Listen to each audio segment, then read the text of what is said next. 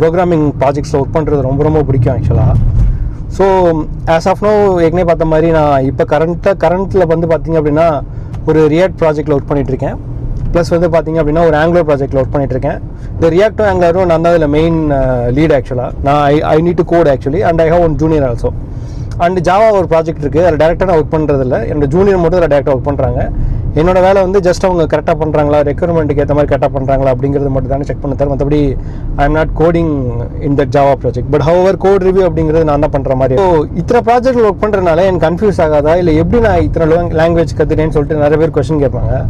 So முக்கியமாக வந்து பார்த்திங்க அப்படின்னா எந்த ப்ரோக்ராமிங் இருந்தாலும் முக்கியமாக front end language, back end language, இது எதாக இருந்தாலுமே வந்து பார்த்திங்க அப்படின்னா ஃப்ரண்ட் அண்ட் அப்படின்னா முக்கியமாக ஆஸ் யூஷுவல் அரே வந்துடும், வேரியபிள் டிக்ளரேஷன், தென் வந்து rest API integration, DOM manipulation. இந்த 4 கான்செப்ட் அப்படிங்கிறது ரொம்ப ரொம்ப முக்கியம். இது நீங்கள் ஜாவா ஸ்கிரிப்டாக இருந்தாலும் சரி, ரியாக்டாக இருந்தாலும் சரி, ஆங்குலர்